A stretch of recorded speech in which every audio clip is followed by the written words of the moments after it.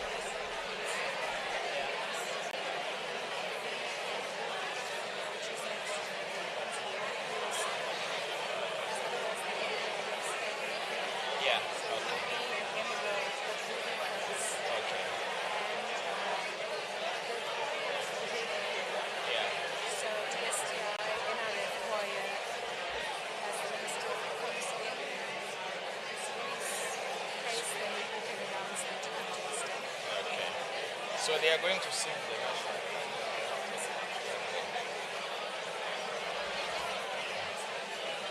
anthem. Okay, so colleagues, it's very interesting that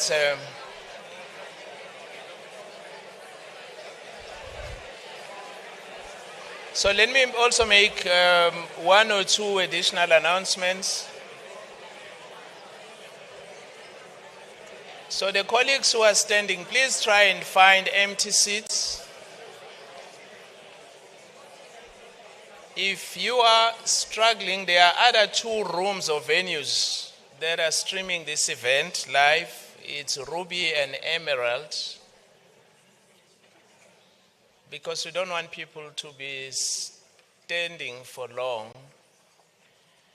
thus compromising our own safety. In an event, something happens. We need to keep certain pathways clear. I'm so happy that you were able to introduce yourself to each other. And for the moment, I thought someone had said something so profound that you were engaging in conversations. The choir, I hope it's ready because you're going to render the national anthem. So we will invite you to join the stage. As soon as, we'll give you an indication, but please prepare your vocal cords. Warm them up. We don't want you to unimpress our visitors.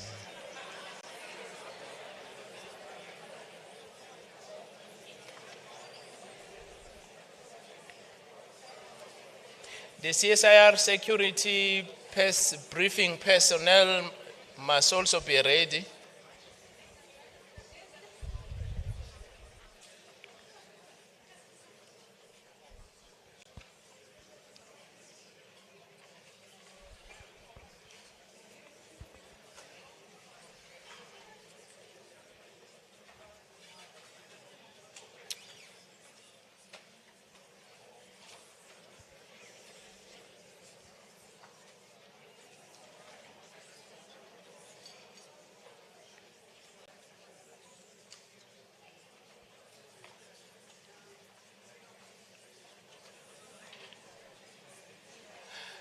May I request that we rise in recognition of the minister's arrival?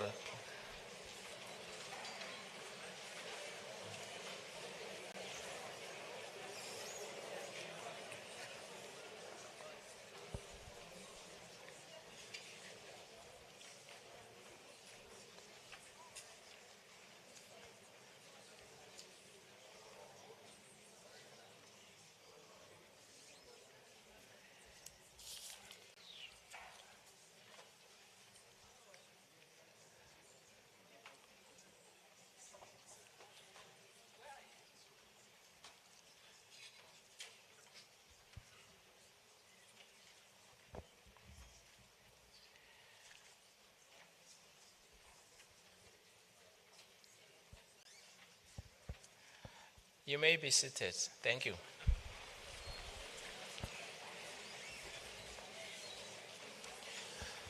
Once more, let me welcome you.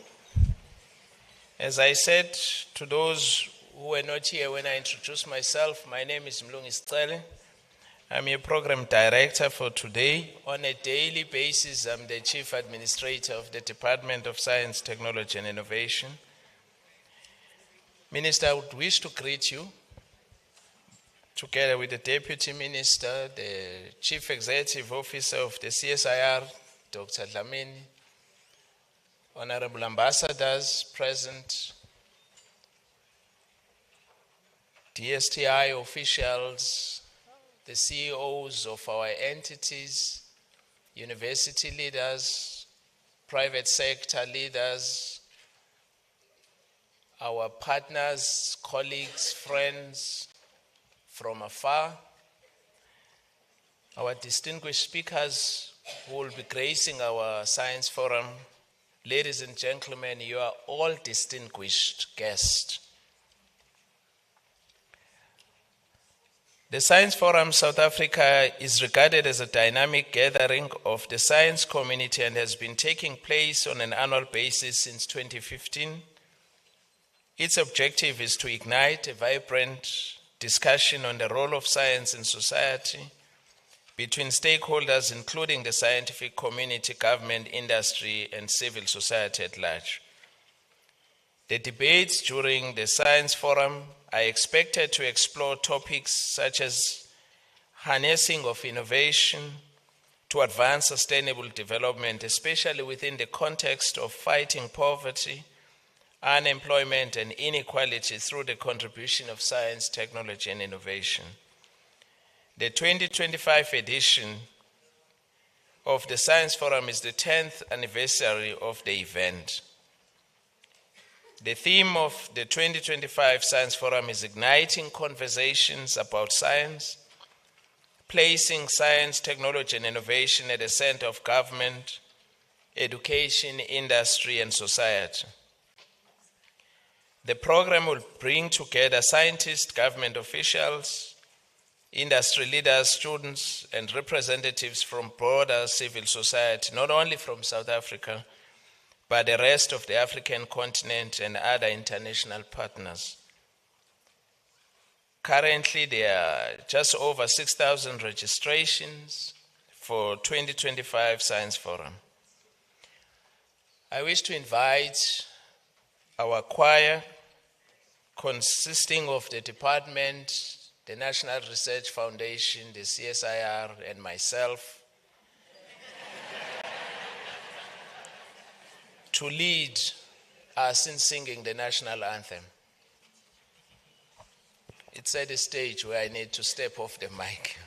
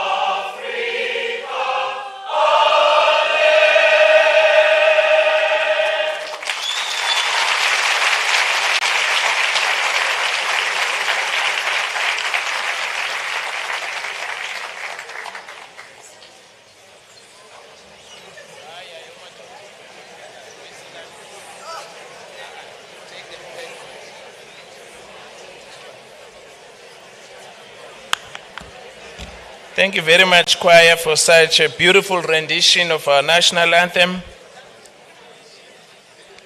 May I then invite CSIR to give us a security briefing.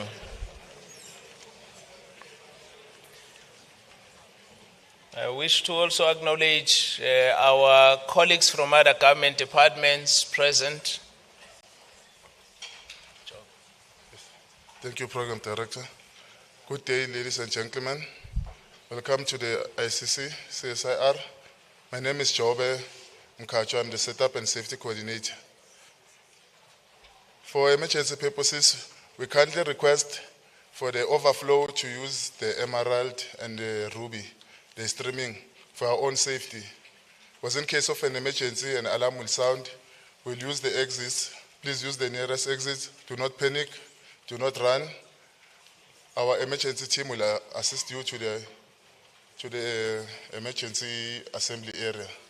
So I'm just worried that our routes now to those areas are a bit blocked.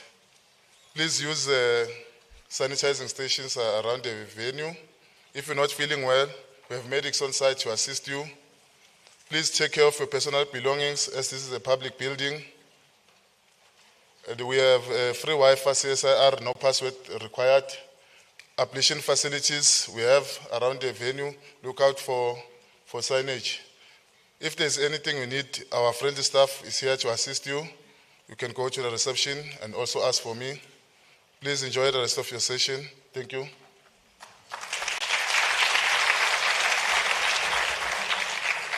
Thank you very much, Jobe. May I then invite the landlord,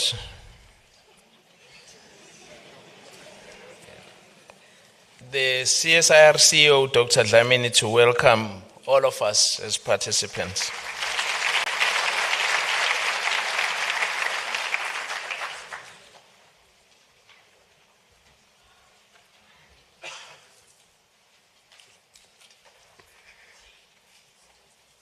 Thank you very much, Dr. Kele, the Minister of Science, Technology and Innovation, Dr. Nzimande, the Deputy Minister of Science, Technology and Innovation, Dr. Nomalungelo Kina, the Director General of the Department of Science, Technology and Innovation, and our Program Director for today, Dr. Mlungisi Kele, Your Excellencies, Ambassadors and High Commissioners, leaders of business, science councils and academia, distinguished guests, ladies and gentlemen, good afternoon. On behalf of the CSIR, I extend our warmest welcome to all of you to the CSIR on the occasion of the 10th Science Forum South Africa Conference. The theme of this year's conference, placing science, technology and innovation at the center of government, education, industry and society, is both timely and transformative. It reflects the clarion call by the Minister of Science, Technology and Innovation to harness science as a driver of meaningful impact, making a difference in the lives of South Africans and beyond. For the CSIR, this call resonates very well and deeply with our mandate, which is to undertake directed research and technological innovation that fosters industrial development, builds a capable state, and addresses the socio-economic challenges of our time, ultimately contributing to improving the quality of life of the people of South Africa. Founded in 1945 on the conviction that organized research is a catalyst for technological advancement and industrialization, the CSIR has remained a driving force for innovation and progress in South Africa. Our work has laid the foundation for the creation of several industries. We have pioneered the development of a number of world-first technologies that have given South African industries a globally competitive edge.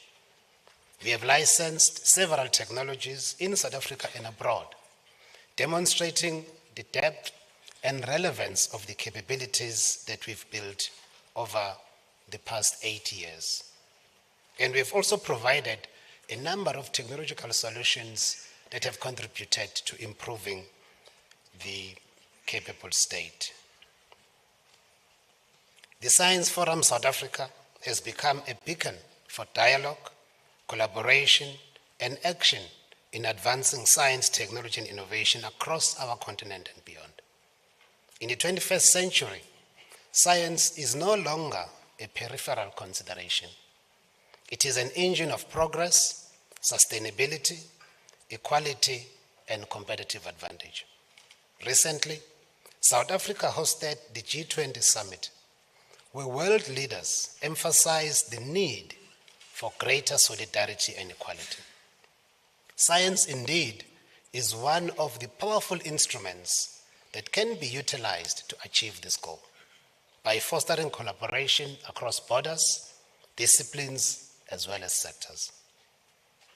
I congratulate the Department of Science, Technology and Innovation for the foresight to create the Science Diplomacy Capital for Africa, hosted here at the CSIR, which uses scientific collaboration as a tool to strengthen international relations and address global challenges. This forum calls upon all of us in the science community to ensure that we use scientific data and technological insights to support governments develop evidence-based policies, that we leverage technologies such as artificial intelligence, big data, and automation to improve public services, transparency, and efficiency, that we use innovation to fuel competitiveness, productivity, and job creation, enabling Africa to be a global player in emerging technologies, and lastly, to ensure that science empowers citizens, promotes inclusivity, and bridges inequalities so that technological progress benefits all nations and all sectors of society.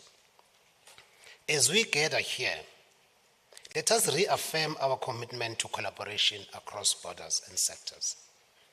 I invite you to engage fully in the discussions, share your thoughts, and forge connections that will translate ideas into impact. Let this forum be a catalyst for bold action and transformative change.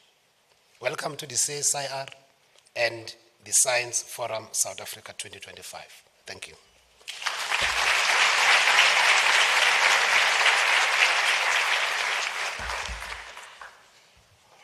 Siyabonga landlord. Yeah, you must stand. So please translate it to those who do not understand this concept of must stand. Ladies and gentlemen, I would like to then invite Minister Professor Nzimande to address us. And Minister, your address will be broadcast live by SABC, as I understand. So we are going to be appearing on TV, so you better smile. Let's give the minister a resounding.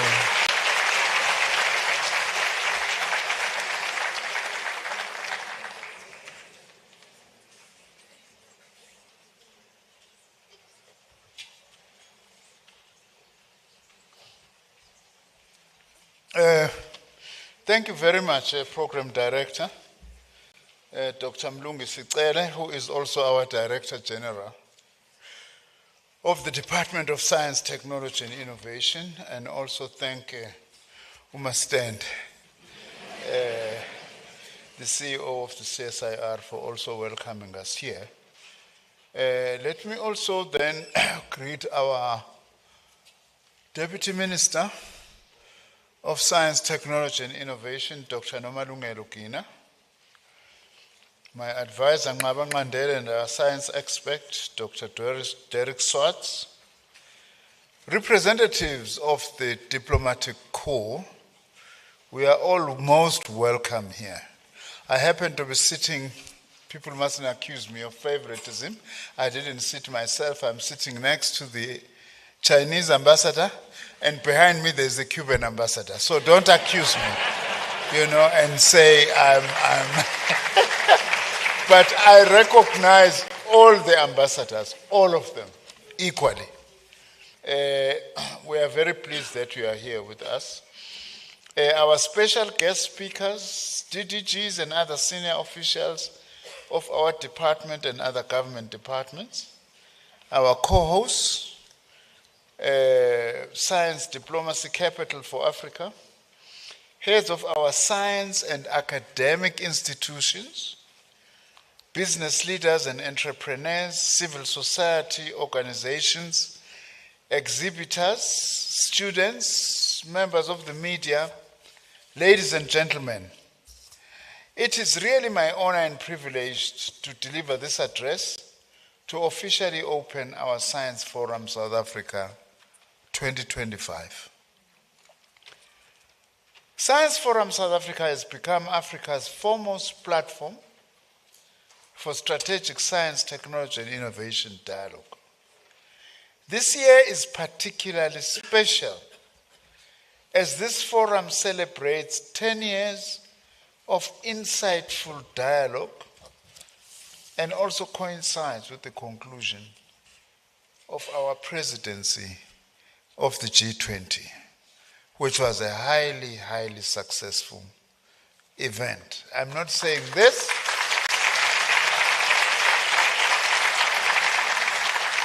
I'm not saying this because I'm a South African, but it's all of those who came to the Science Forum, the hospitality that they experienced in South Africa.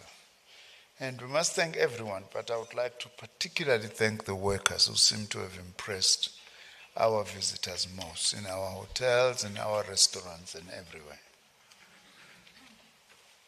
This year, Science Forum South Africa 2025 is held under the theme Placing Science, Technology and Innovation at the Center of Government, Education, Industry and Society.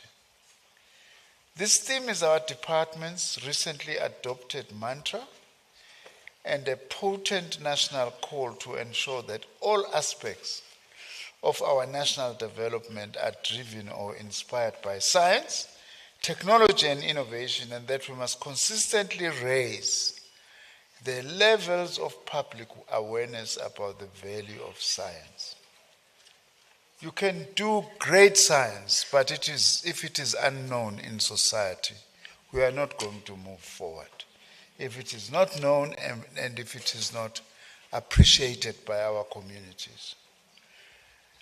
Science Forum 2025 brings together over 6,000 participants, including scientists, policymakers, youth innovators, entrepreneurs, and civil society representatives.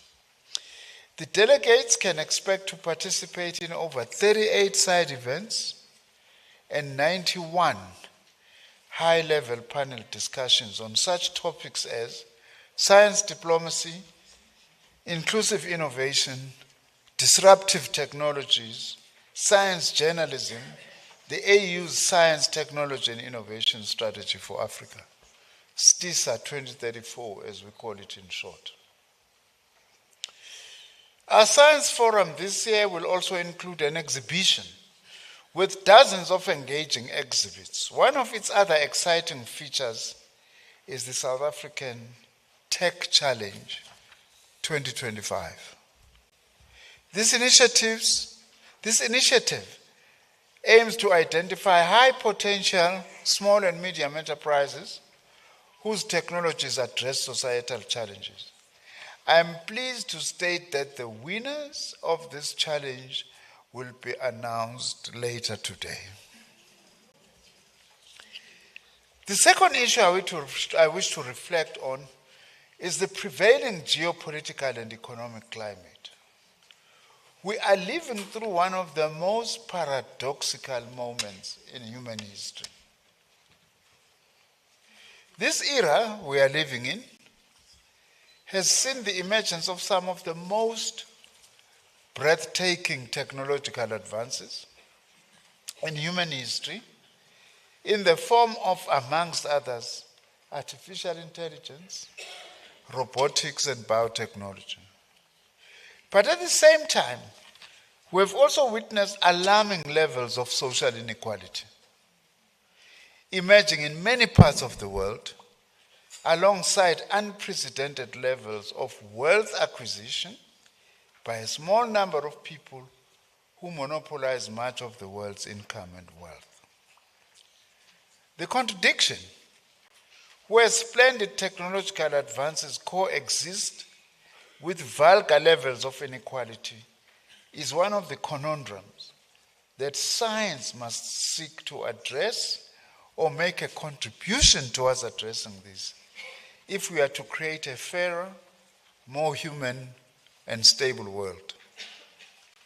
How do we make sure our science and technology innovations facilitate pathways for social inclusion and social justice? In which ways can we position science diplomacy, both nationally and internationally, to make science accessible to all, especially the most marginalized citizens? These are some of the questions I hope this week's Science Forum South Africa will help to address. Whilst it might be argued that science and technology are driven by objective principles and on the basis of an objective scientific method, but the social uses of science are often not neutral. This has been true since the earliest uses of technologies during the first and second industrial revolutions, and the same holds true for digital revolutions and how technologies such as AI are being used as instruments in the commission of genocide, such as is happening in Palestine, Congo, and the Sudan. This is an important point. Science is not inherently good. What are its social uses and how do we use it? I think it's very important that we all bear that in mind, such that the struggle for scientific knowledge must simultaneously be a struggle for social justice.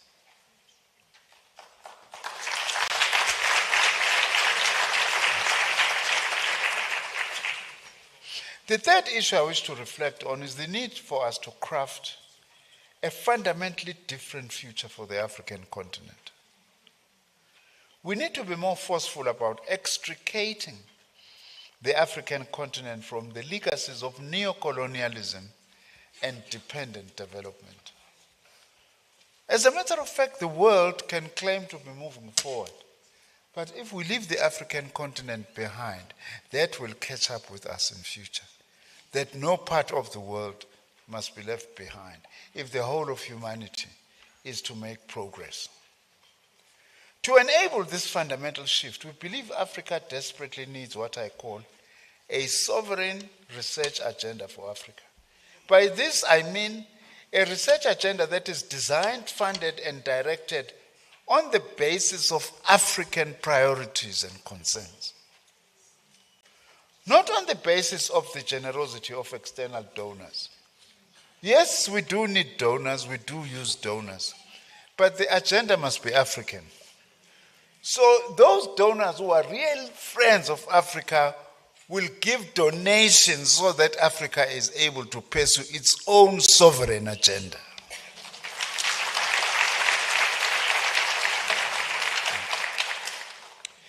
To enable the development of a sovereign research agenda, we as African countries have to do the following. I can say this proudly, also coming out of a very successful G20, which also positioned itself as a G20 on the African continent for the first time. Here are some of the things that are important for a sovereign African agenda. Firstly, we need to build robust science infrastructure and regional networks that are accessible to all scientists and researchers across the continent, thereby enabling individual African countries to produce the requisite numbers of young and women scientists and researchers. Africa is a young continent, is a youthful continent. This we should not see it as a disadvantage, but it's a huge asset. If we can educate and empower African youth, they will change the world, not just the African continent, because of the numbers and the impact that they can have. But the second thing then, in order to build a sovereign research agenda for Africa, is to create institutional and policy mechanisms to reverse the loss of critical skills and intellectual property by creating conducive working conditions for scientists and researchers. Thirdly, we need to develop the capacity to process and beneficiate our own mineral wealth and reduce illicit financial outflows. Each year, African states lose substantial amounts of tax revenue to illicit outflows, which should ordinarily be used to fund education, healthcare, and other critical social services. Fourthly, we need to develop closer articulation between science, technology, and innovation on the one hand, and industry and economic networks, so as to enable tech commercialization and increase the scale and support for technology-driven small and medium enterprises. Fifthly, we need to develop a coherent strategy to use artificial intelligence and other emerging technologies to enable the implementation of the Science, Technology and Innovation Strategy for Africa 2034. I am pleased that the implementation of the African agenda through STISA will receive dedicated attention at a plenary session here on Wednesday, which is tomorrow. See, these days we've been working over weekends and G20. I've even forgotten what day it is today. Sixth, we need to build credible pandemic preparedness capacity to address Africa's disease burden and in particular the threat of pandemics. This is critical for the realization of the African Union's objective of ensuring that by 2040, at least 60% of all vaccines needed in Africa are produced within Africa's own borders.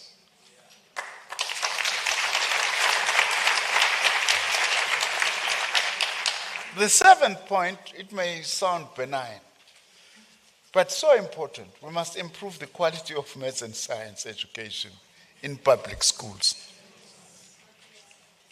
and defeat the fear of mathematics and science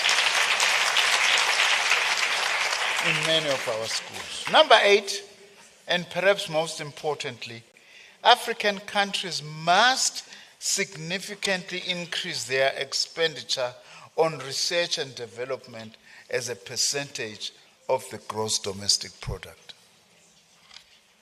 Now, let me turn to South Africa very briefly, DG, before you start chasing me out here. Except I'm your boss, you can't chase me out.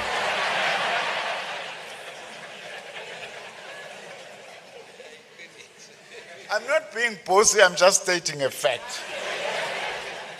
Now, this is the fourth issue, is just to say something about South Africa's milestones in science, technology, and innovation. Guided by our country's National Development Plan 2030 and our own department's 2019 white paper, as well as our 10-year decadal plan 2022 to 2032, over the last 3 decades, we have made targeted investment in a number of critical STI areas. And as a Minister of Science, Technology and Innovation, I'm proud to state that today South Africa has made significant progress in placing science, technology and innovation at the forefront of national development, and this has strengthened our work in promoting scientific internationalism. If my colleagues were here, they wouldn't like what I'm about to say, that we still have the challenge of convincing governments themselves to be able to embrace science, technology, and innovation, including my own government. much as it has done these things that it has done, but it's a continuous struggle. Especially when there isn't enough money. Usually science then is at the bottom. And one of the things that we need, particularly in Africa, is to ensure that we place science technology, as our theme says, at the center of society. In the area of space science and astronomy, we are proud that we are hosting the Square Kilometer Array, the world's largest radio astronomy project, and the Southern African Large Telescope, SALT, which celebrates its 20th anniversary this month. Through these projects, we have significantly enhanced our international collaboration in astronomical science and developing critical infrastructure, and in the process, producing specialists, engineers, data scientists, and so on. In the area of health innovation, one of our local companies, BioVac, recently got approval from the South African Health Regulatory Products Authority to begin clinical trials on something very original, which is the oral cholera vaccine.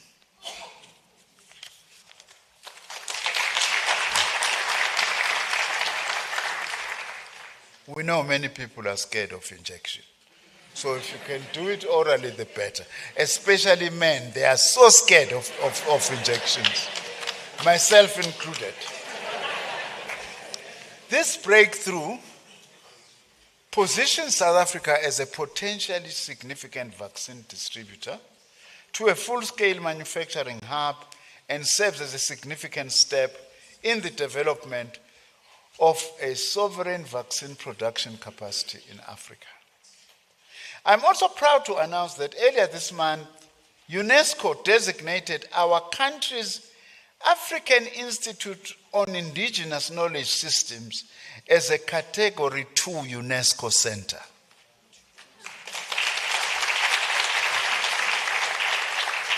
This Indigenous Knowledge Systems Center brings together a network of 30 members, including 4 South African universities, 2 from Germany and 1 from Canada, and other institutions from across the continent. The center focuses on critical areas such as healthcare and wellness, climate change resilience, and environmental sustainability. All these milestones are a direct result of the investments that we have made as government in science, technology, and innovation. But they are also the result of the dedication and ingenuity of South Africa's scientists and researchers. By the way, as South Africa, in certain fields, we have got some of the best researchers in the world. So when we cooperate, we learn from others, but also they've got a lot to learn from ourselves in order to encourage shared development goals. Now, the fifth and final issue I wish to focus on is on South Africa's G20 presidency. As stated earlier, this year's Science Forum South Africa pleasantly coincides with the conclusion of our country's G20 presidency.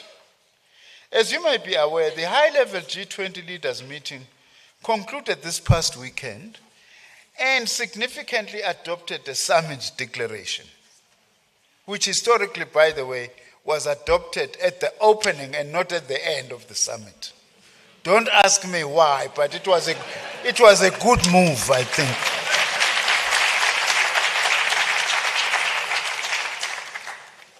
As South Africa's Minister of Science, Technology and Innovation, and on behalf of the entities that report to our department, I wish to formally welcome the declaration by the G20 Leaders Summit. Cheers to the G20.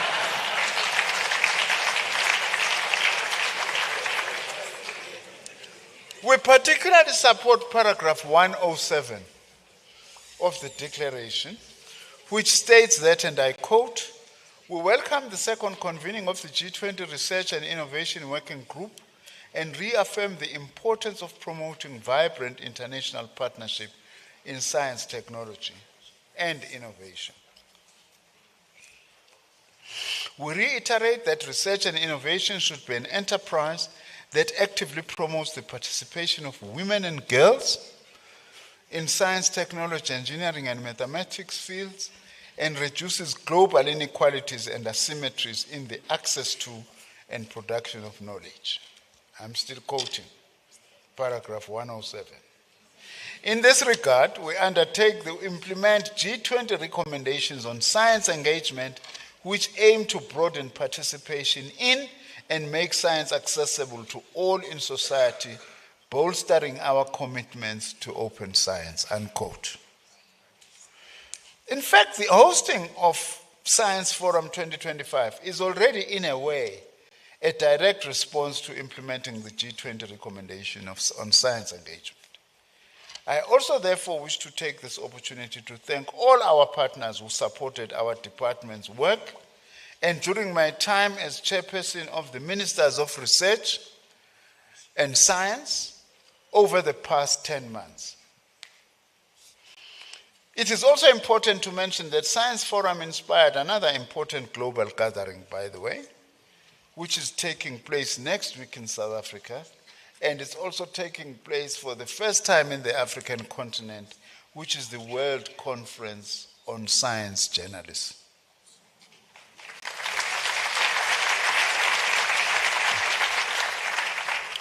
In conclusion, DG, I'm ending now. Esteemed colleagues and participants, science holds immense promise for humanity, and in particular for the building of a just and humane world. But for this to happen, we must be deliberate about harnessing science in service of society, especially the most vulnerable and marginalized sections of society. To achieve this goal, it would require much more than conference declarations, obviously. It will also require a willingness to act collectively and in solidarity, as our G20 theme was emphasizing. Most importantly, it will require us to act with conviction and unshakable clarity about the kind of future we want to build. Let us all join hands in harnessing the power of science to build a just and humane world. One of my favorite quotations from the founding president of South Africa's democracy, Nelson Mandela. It always seems impossible until it is done.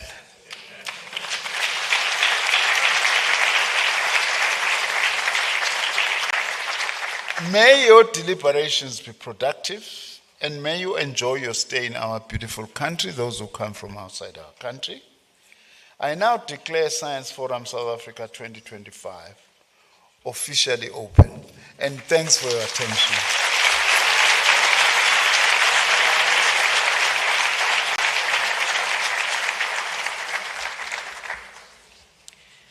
Thank you very much, Minister.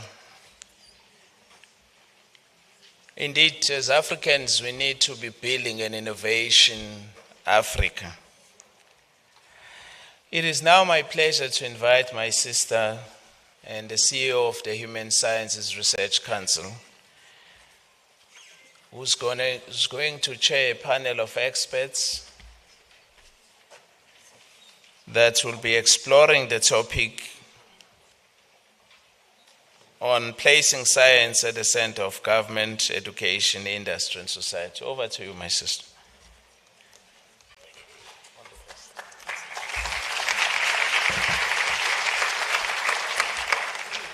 Thanks, DG. Good evening, Minister. Good evening, Deputy Minister, distinguished guests, those who've traveled far to be here. Welcome to Mzansi. It's a winning team, indeed. Minister, let me acknowledge our CEO from CSIR and first thank him for changing the podium. For those of you who know, you know how we struggled, some of us, for this podium to be at our level. Without wasting any further time, let me say a couple of things about this panel. This panel discussion is about taking some of what our minister was talking about, which essentially is about science for change, science for transformation, science in service of society. For many things, at least today, my role is very easy, very simple, is to introduce the panel, and as I welcome them, maybe they can take their seats.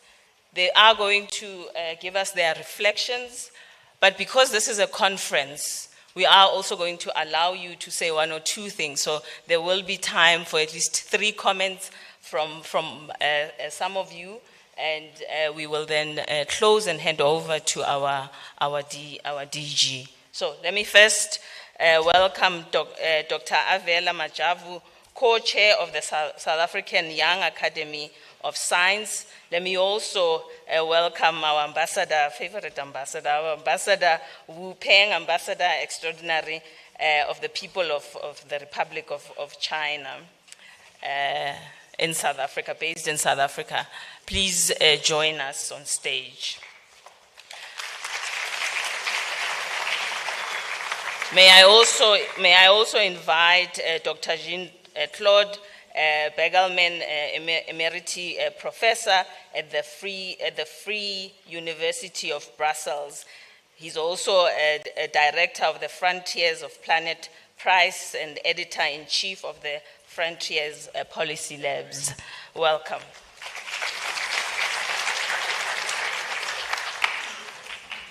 We are going to start with Dr. Majavu to give us her own reflections of the minister's speech, but also what we are going to be doing the next few days for this Science Forum 2025. Dr. Majavu. Good afternoon, everyone. My name is Avela Majavu. I hold PhD in chemistry from Nelson Mandela University. I'd like to take this opportunity to observe the protocol to your minister and the deputy minister and everyone in the room. My reflection is going to be based on what the minister has just said now, and also what I have prepared in order to add what minister has said. So my side is from being a South African Young Academy of Science or being a co-chair. So which it means that we have unpack the theme as the whole organization. So based on what Minister has just said, it really touches me when we talk about the level of science knowledge, level of science knowledge in the society. That's where we are impacting very much on our side, because we want to be visible and also want to see that whatever that is doing in our lab or in our organization has been seen. And also one other thing that it keeps ringing in my mind, it was the quality of maths and science in the public school. So I wanted just to quickly go back to say that as much as we position science and technology, in more especially in our governance, so it is really very much important based on the evidence that we are doing in the lab.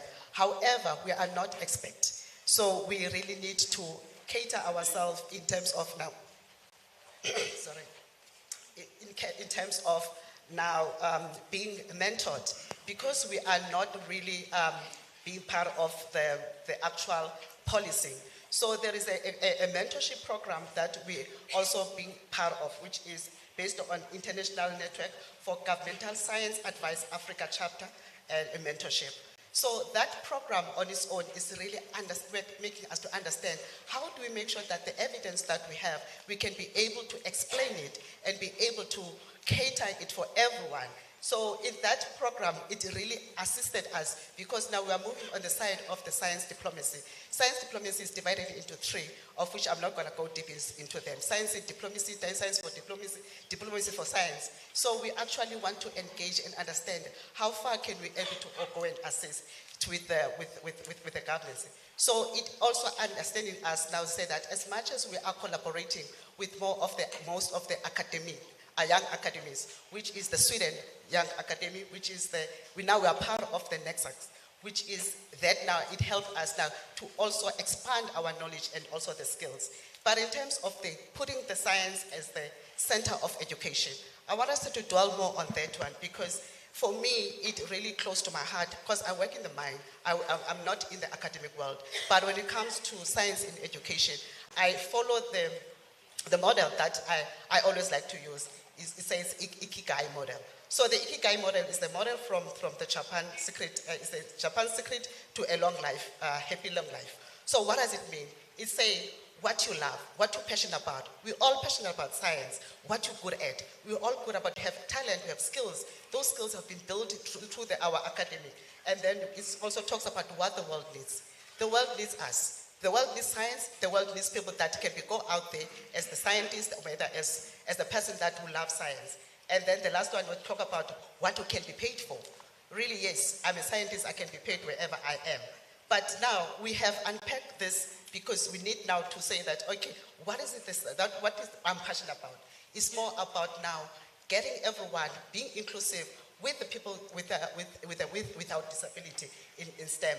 So we have partnered with ASAF, our motherboard, which is we went all the way now to be inclusive, going to the township and to do some experiment in the schools which was with a disability school. It was really a very observant on my side, because when I was doing the experiment, there was one part of where there was a deaf student. So of which now I am only relying on the person that was interpreting the science. So in them engaging, it was really something that was so powerful. And one also other thing that we have done as with the OWSD, it was part of having the youth in Daba, where else also as well we have included the disability. It was really a good experience. So coming to now to the township where I am currently, you can also see that science, they're not sure about science. So what we are doing, we go out there, going to the community, which is going to the church. Church, we know that in church you get everyone, whether it's Umkulu or Gogo and everyone that is out there. Then you can say that let's have a say that bring a child and make science fashionable. So by doing that now, you are encouraging even the parents, because they talk about the maths and say that it's very much difficult. So when you're unpacking back to them, it also helps them to understand and make sure that the younger ones are really becoming understanding of the science, so of the maths and science. So in other thing that now we were discussing about with the community is that how do we make sure that our curriculum is being innovative? As much as people have unpacked that, we need to put in also the SDGs being part of the embedded to be part of the modules. So what we actually did is that now within the community, that how do we make sure that we do? So because this thing now we want to make sure that everyone is being included. So then now I joined one of the Makanjana Social Economic Initiative, whereby then now we sit down with the chief. So when we sit down with the chief, they'll be able to explain what is it, how can we help even the rulers of the rulers to make sure that everything is being implemented, and how do we do that? And also bringing them in those SDGs, and also changing the maths to be a technical, mathematics, technical science, engineering, and also including the entrepreneurship, so that when the child is moving from grade 10 to grade 12, they can be able to have an extra certificate that can talk to them. And also we also make sure that we are in the rural area, we understand and we observe that we have a lot of things that we can learn from. From where I come from, which is there is a rock, which is the Dolomites rock. So which is that they also seen that there is something that is within that rock that can be able to assist them. And then we also have the natural herbs, which is other than now where they are using it because it's part of the community. They are using it as a herbal tea.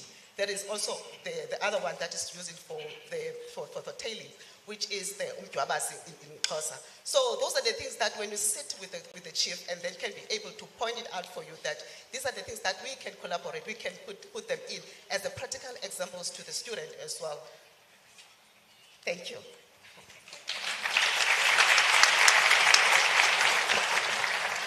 Hello. Your Honorable Minister, my dear friend.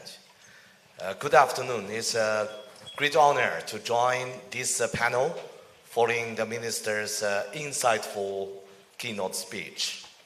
Let me begin by extending our warmest congratulations to South Africa on hosting the historic G20 Johannesburg Summit last week.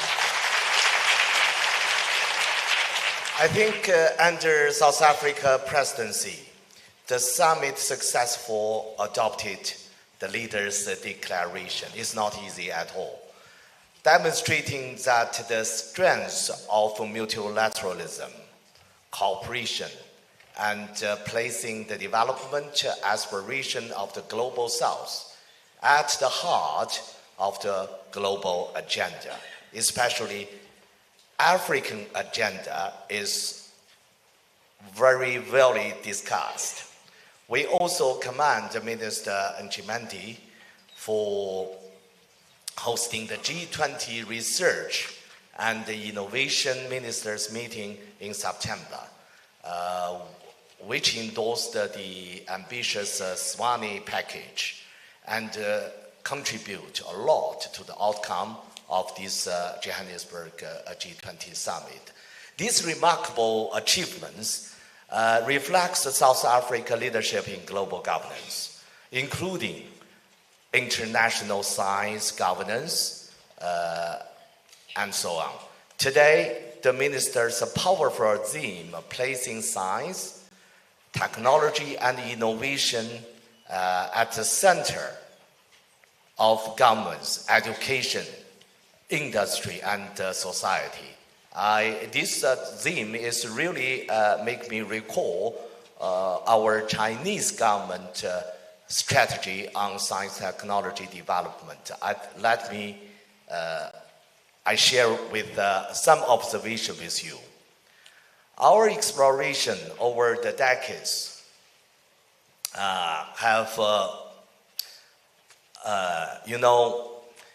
I think the most important thing, first thing I would like to emphasize is the strategic guidance and the long-termism. Through national strategy like the medium and the long-term plan for science and technology and the 5-year plan for STI, we stick to the general blueprint and work on it from beginning to end, one generation upon generation. That is our strategy. Second, investing in people. We have prioritized, especially on the STEM, the science, technology, engineer, and mathematics education, and launched targeted talent programs to build a robust pipeline of scientists, engineers, and innovators.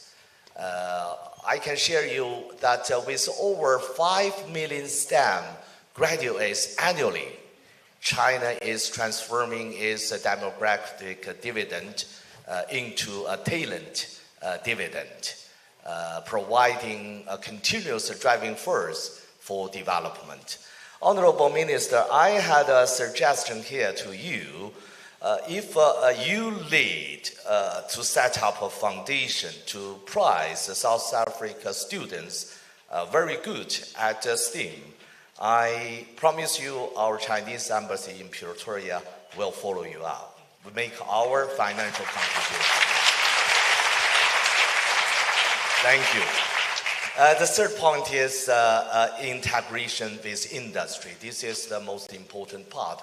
We encourage the enterprises to be the main actors in technology innovation.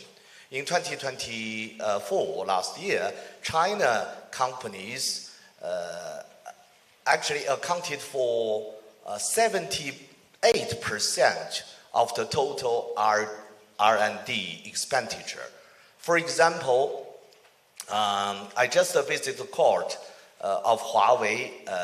They allocated over 20% of their annual revenue to R&D, which with its R&D spending reached roughly about 180 billion RMB in 2024. I think that is phenomenal. Make sure they have the competitiveness in competition. The fourth I would like to share is the international cooperation. I mean, the openness and the global collaboration. Following the Open Science Initiative, China launched together with South Africa, African Union, and Brazil last year. We are jointly released the Open Science Action Plan this week to promote open science from concept to to action. We do believe science do not have border. China stands ready to deepen the SDI partnership with South Africa to share our experience and to learn from yours. Together, we can ensure that SDI truly serves a central pillar for the prosperity of our both nation and people. I thank you very much. Thank you. May I proceed? Yes, thank you for inviting me. It's really a privilege and an honor. And I have a background. I used to be Professor of Telecommunications at the University of Brussels. Then I went to the European Commission, where I was in charge for open science and open data. So I know a few of your colleagues at CAST who are working very good on this. And I also was, 10 years ago here, I was here when the first event of this kind took place, and it is quite impressive what you have done in the meantime. It is becoming a landmark event in the global dialogue on science and technology. So I would say, to quote the minister, cheers on that.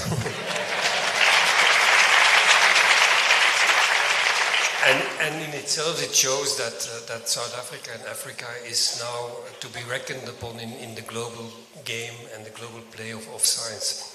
So what are my comments inspired by the very comprehensive speech of the minister? So first of all, we all know, but we should not forget it, in particular in this continent, that science is the management of scarce resources. That's what science policy is all about. If you would want to do everything that the scientific community wants to do, you need 100 times more budget. So that is impossible. Not even the richest country can afford it. So you must make choices.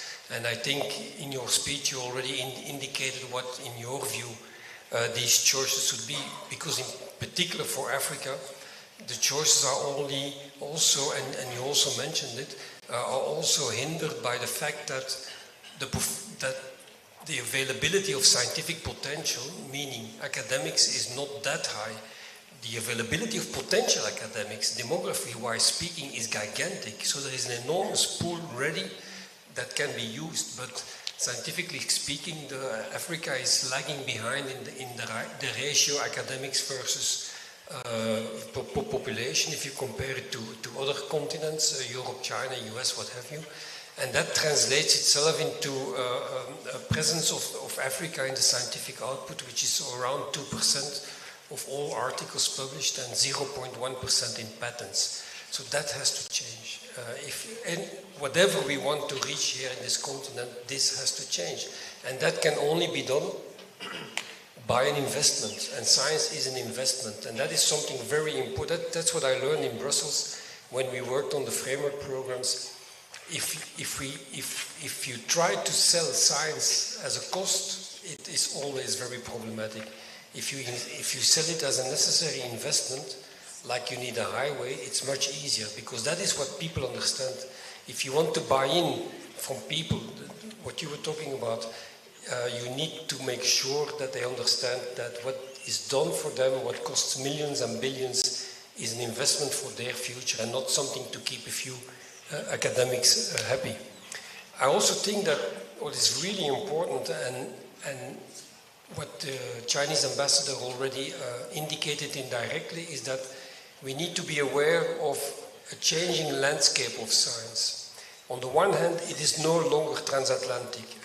Until, let's say, the 90s, the turn of the century, science was dominated by Europe, US. Actually, the other way around, but I'm from Europe, so I say Europe, US. But that's no longer the case. Since 2 weeks, China, not only in volume, but also in high-ranking publications, took the leadership. So the most dominant actor in the fundamentals of science, fundamental science, is now China. Which, you think about it what you want, but it shows you that with a good plan and concerted action, you can reach there. Because 40 years ago, no one would have bet 1 rand on if that China would lead the world of science 40 years later. And a rand is not much to lose, but so that is really important. So we are no longer in a transatlantic axis. We are, and that's why that's why the G20 is so important. We are in a new map of science. The geography of science is fundamentally different, which means the partnerships are fundamentally different. And I'm saying that this is more a problem in Europe because the normal axis is going to the US, but we should no longer do that. We should do it we should really look where are the specialists in the fields we want to have, and they are all over the world now, and there is no reason why they should not come from Africa. For example, the vaccination example that you give, the people in Cape Town are world class in developing indigenous vaccination. So that's really a new reality which we have to factor in our science policies. The second thing, and there you alluded to, Mr. Ambassador, with open science, the second changing dynamic is that we are no longer, it's self-evident what I'm going to say, but we have to think about it. We are no longer in an analog world of science. All science is now digital and data-driven. And my view, and I belong to a company and a foundation in Switzerland that is science-driven and that tries to promote data-driven science. I would be highly surprised that in the years to come, let's say in 10 years' time, 80% of what we publish is a data article, mainly done by machines. Now that's a completely new reality in terms of skills. You alluded to it. You need to retrain the skills there for your young academics. But also, and that's where I come back to what you said, Mr. Ambassador, that makes open science even more important. Because if the future of science is data-driven, and all science is data-driven, the oil of science is data. Now, with AI, what some of the big companies are doing is trying exactly the opposite, trying to block access to the data. So if we no longer, not only in Africa, but in the world of science, no longer have access to the fundamentals of science, to the building blocks, which is the data, because of the monetization of data, but also because of the political use of data. What, you know, if you declare that climate change doesn't exist and you trash all the data, you made it a political issue. Now, if that happens, we have a huge problem in science, and that's why open science is so important. And that's why it is fantastic to hear again that in the G20, and I think you did it already last time also, you started under Brazilian leadership, no, Indian, sorry. So when you took it over, you really developed this topic of open science, because open science is more as a, oh, you know, it's nice to have open access. It is fundamental for the progress of science around the globe, that every scientist at the lowest possible price can have access to the building blocks, not only to the articles, but also to the building blocks of science. Finally, to wind up, my experience from in the European continent is that if you want to make progress in a world where the resources are scarce, and you have indicated it, Mr. Minister, is that you need to make choices, you need to make priorities. And what are the priorities? Well, they are self-evident. It's mission-driven science. What are the big missions for the continent, for the country, and then stick to that. But the point I wanted to make, let's talk for Europe now. We had this mission-driven approach, but it was a gigantic problem to implement it. So the point I want to make is that you really need strong and good leadership there to translate the mission. Everyone agrees on let's fight poverty. Let's take an easy example. Now let's translate that now into scientific research programs. Then it's less easy, because at every university, every faculty, every department will want their share of the cake. And that's not how you manage best scarce resources. You need to pool, which means there are things you don't do, which means that some will not be able to do what they do and others do. So leadership is extremely important. Thank you so much. We have...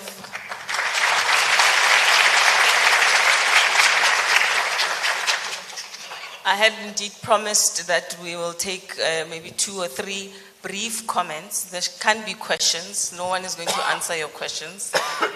We want comments. So, show of hands. Maybe let's start this side.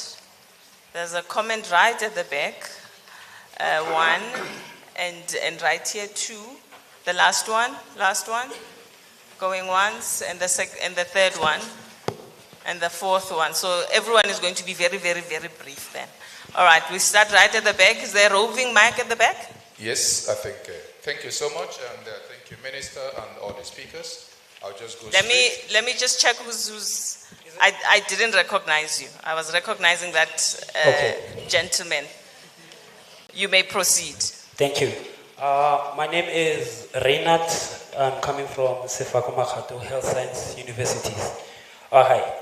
The comment that I wanted to say is that SMU is it's in a marginalized community, and we need, as we are speaking right now, we need to really focus at SMU. Why?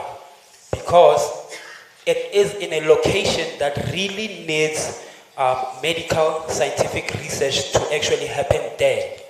The strategies or research that is being made at Western Cape cannot really cater for the community that side. You can't do something at Western Cape and then think that it will work at Pretoria, you know. So for us to really cater for our people, we really need to turn SMU into a scientific hub for that community. Thank you. Thank you. Let's come here. You can switch on your mic, I think. Just press yes. Hello, can you hear me?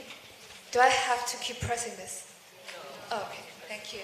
Hi everyone, my name is Charlie Sitong Zhang. I am from China and I am doing my PhD in South Africa on Africa-China studies. So I was actually very honored to be a speaker this morning in a high-level panel discussion on China-Africa Scientific Cooperation. So I'm extremely honored to be here today. Thank you very much. And congratulations to South Africa on the G20 presidency, because for the past year, I was part of the civil society that's been engaged in the policy recommendation process to the South African government. So I really applaud South Africa for including the civil society in the policy-making process. So great things are happening in South Africa. Thank you very much.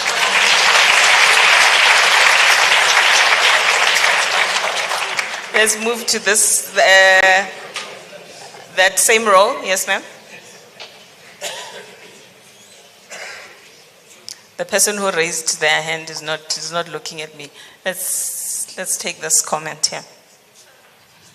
Thank you, moderator.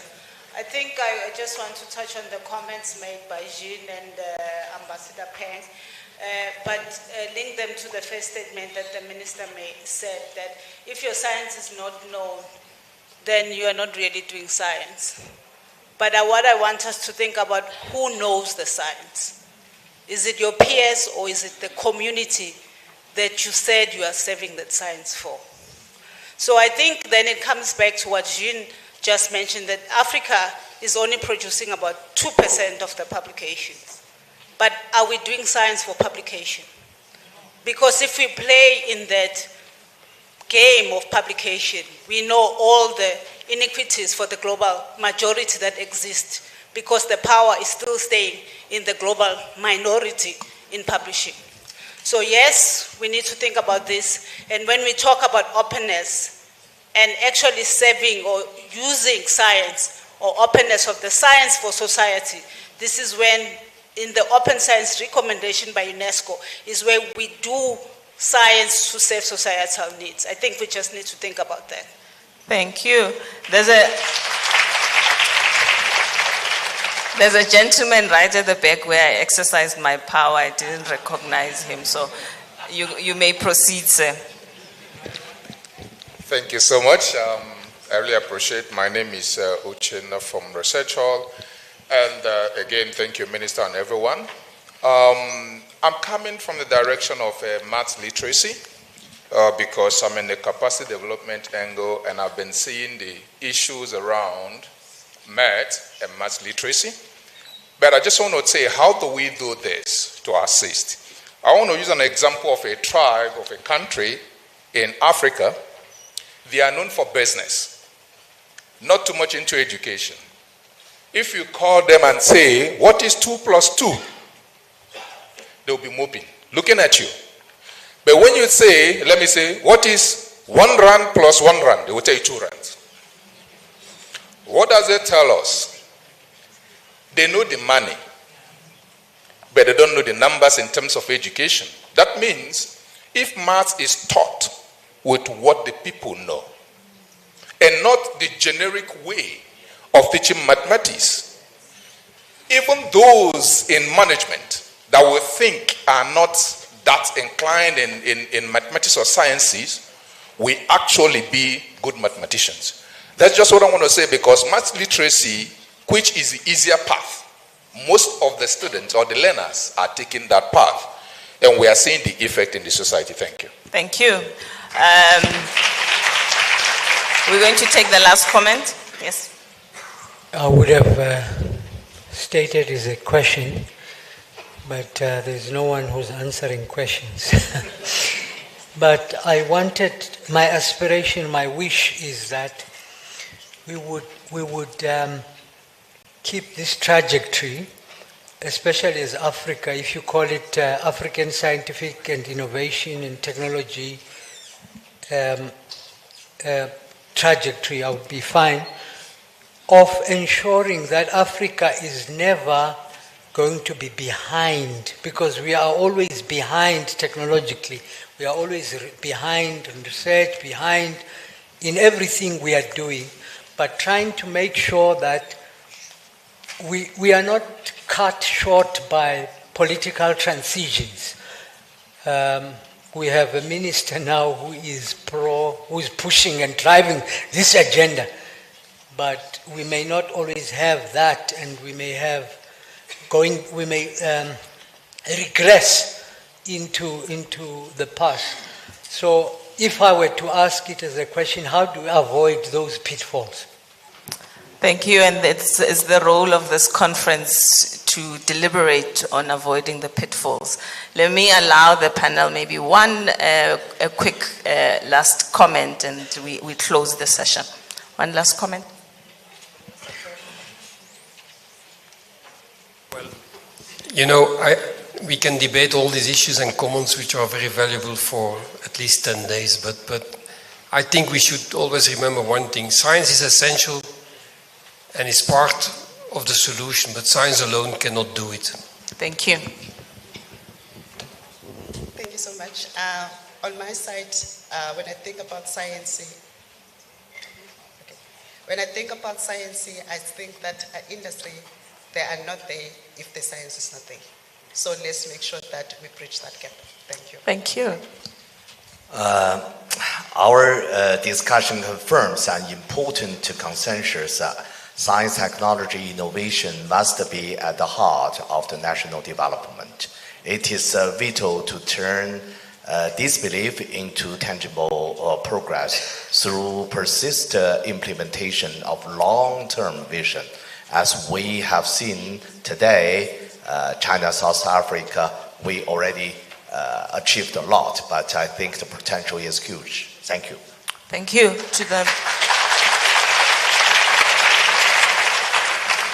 Thanks to the panel. Thank you very much for starting the conference after an inspiring opening remarks and speech keynote by our minister, who always challenges us to think. If there's any pitfalls, someone was asking what are the pitfalls will be to get a minister who can think, especially about science. So that's the first one. So how do we clone AI? How do we clone this minister so that we continuously to have a minister who can think and challenge us? I want to wish all of us well in this conference. This panel has been exceptional. Thank you very much. And the panel session is closed.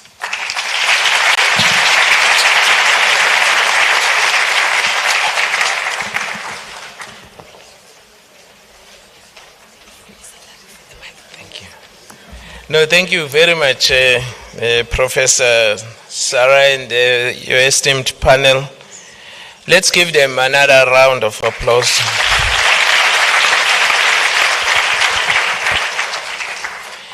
Ladies and gentlemen, we are just slightly behind our program, Sarah, by 4 minutes, but we are hoping to catch up. It is now my pleasure, ladies and gentlemen, we're getting into an inaugural African Planet Prize Awards, which is an inaugural award recognizing transformative science from emerging African researchers, which will be announced. Now it is my great pleasure to introduce Professor Lisa Colston, the President of the African Academy of Science, and Professor Jean-Claude, the Emeritus Professor, Free University of Brussels, and the Director of the Frontiers Planet Prize and Editor-in-Chief of the Frontiers Policy Labs, to provide an overview of the African Planet Awards. Let's welcome them.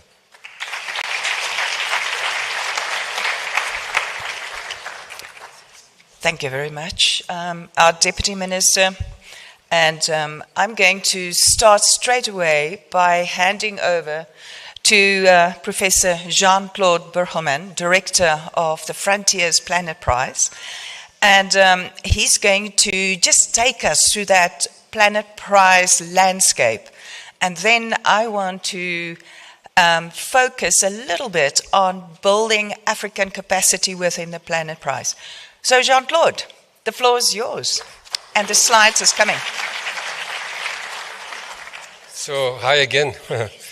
So, I will be very short in view of time. So, the Frontiers Planet Prize, of which the African Planet Prize is a kind of a spin-off, if you want. So, in terms of innovation, I'm very proud of that.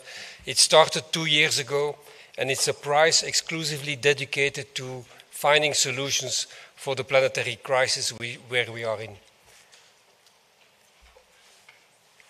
And of course, it always goes wrong. There it is. So the prize is a global competition for the best science that has been published in a peer-review article, in a peer-reviewed journal, and which is being judged by an independent jury of 100 eminent climate scientists to come up with a solution that might keep the planet healthy, to put it very simple. Every year, it has been started in 2022, every year it issues 3 times 1 million for the winner, which is a lot of money.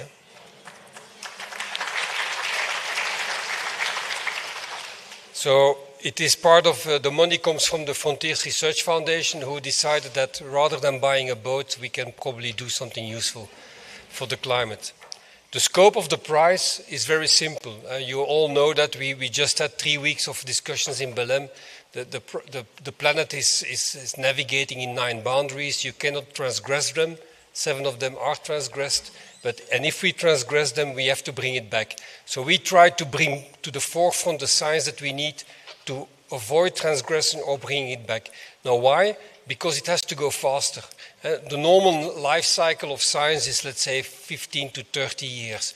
And then when a good idea becomes reality, we simply do not have the time to wait so long. So we must be faster, we must inspire more scientists to do that, we must make sure that more of our brains of the world can dedicate their time to it. Oh, sorry, in the wrong way. We have in the meantime, so we launched it in 2022, we have now close to 750 universities from around the globe, 61 countries participating, quite a few, actually many in South Africa, not too many in Africa, and that's where the initiative of Lise of the President of the African Academy of Science will come in. But as you can see, it is gaining momentum. And all together, we have close to 30 academies helping us, 23 academies, sorry, helping us to find the best science in their country or continent. And that's also where we work closely together with ASAF and with the African Academy of Science. The whole idea is very simple. You bring in your proposal at a national basis. That goes to the academy. They aggregate it. They take the best, the 3 best. It goes to the jury of 100. Out of those nominations, they take the best per country, national champion, and out of the national champions, 3 international winners are selected. It's a bit like the Olympics. We also call it an Olympic for science. What is really important is that everything is decided by these 100 scientists. So they are the most prominent, or amongst the most prominent climate, ecologists, what have you, scientists, and several of Africa are part of it as well. We as foundation, we do not intervene there. Which means that if you're nominated by the jury, it means that you're nominated by your peers as excellent. And that is the beauty and the power of the prize, I think. There is no handpicking at all.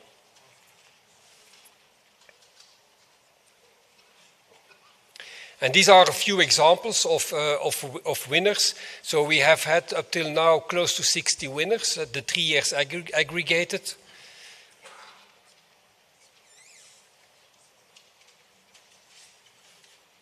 Well, that's already the South African one of the first year, but we have winners from all continents. So again, as I said in the previous panel, the geography of science has changed. We have winners from the US, we have winners from Europe, but also from Asia. In the first year, we had an international winner from China. We have winners from Australia, from Canada, from all over the world. It reflects indeed that science is a global business.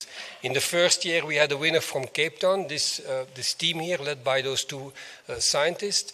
And as you can see, and that's exactly the purpose of the prize, by having the prize, they attracted more resources, and it allowed them to create a lab that we were not able to create before that because of lack of funding and whatsoever. And that's exactly what we try to achieve. So that you get a kind of a snowball effect, of course. In order to speed up, that's again the winners. And in terms of impact, well, you see some figures there. I'm not going to run over it, but altogether, up till now, around 10,000 scientists of the world have participated in the competition. And that's important because that means that people start thinking about it and they see the effect of their science, and that we create a kind of a global brain to save the planet. It sounds pathetic, but it's a nice phrase to remember, isn't it? So it is going in the right direction. We are increasing. We are speeding up the cycles. We get very good feedback from universities, from countries. We are cited, not we, the scientists are cited in all kind of influential programs. So we are on the right track, but we have only a window till 2050 if you follow the recommendations of the IPPC and so on. And that means that even though the first results are encouraging, we still need to do much, much, much more. One of my favorite topics is we still don't have a clean battery. Electrification is one of the essential components of a zero-sum transition, but in order to make it really zero-sum, you need, or climate neutral, you need clean batteries. Well, the only people who can deliver it are the scientists. Well, we need much more science there.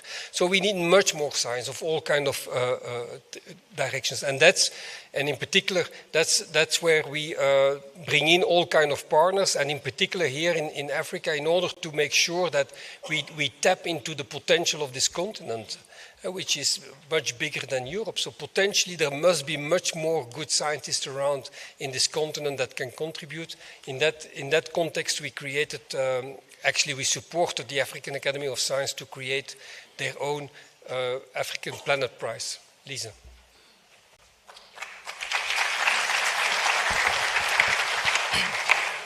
So let me just say thank you very much for making the podium shorter. It was difficult last night. I also want to say that planetary health is a shared responsibility, and we do know that.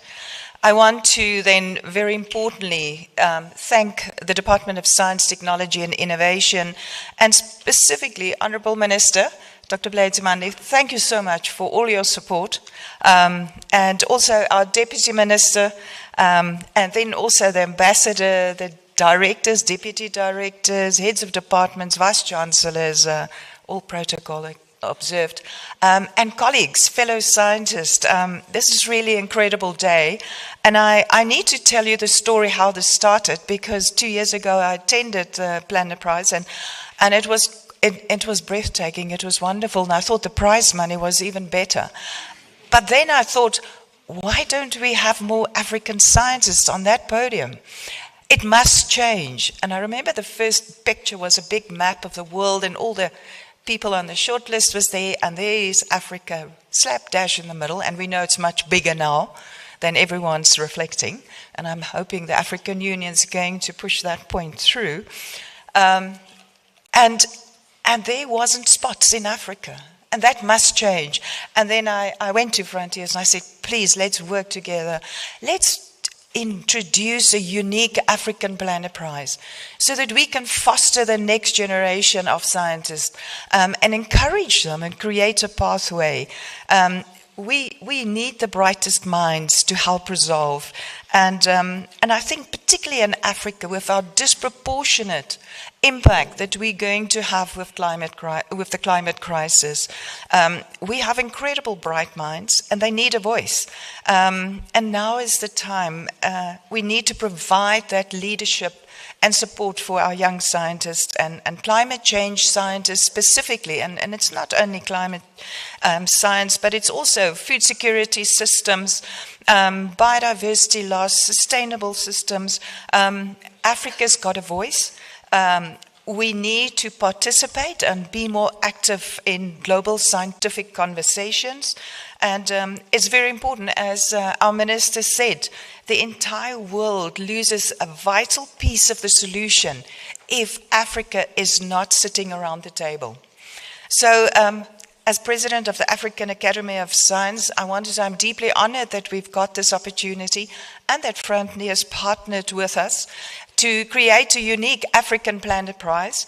And we do have a significant prize funding, and I do hope we will get special offers from the floor tonight to add to that so that we can challenge the Global Planet, Frontiers Planet Prize. But this is important because this will enable us to have targeted impact. It will also help us to focus on planetary boundaries and, very importantly, give African scientists that space on the global stage. I think it's very important that our visibility, our networking, and our mentorship must guide our young scientists and open up the opportunities for our continent's brilliant minds. And this is very important to help them succeed and be the future leaders.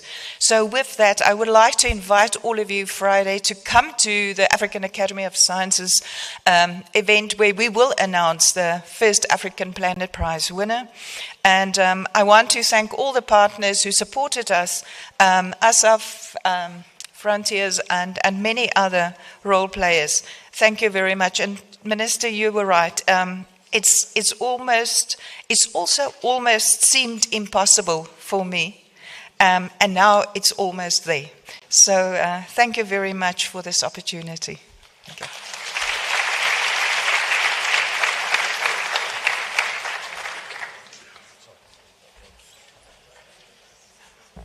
Ladies and gentlemen, we need to be out here in 30 minutes, so please cooperate with me.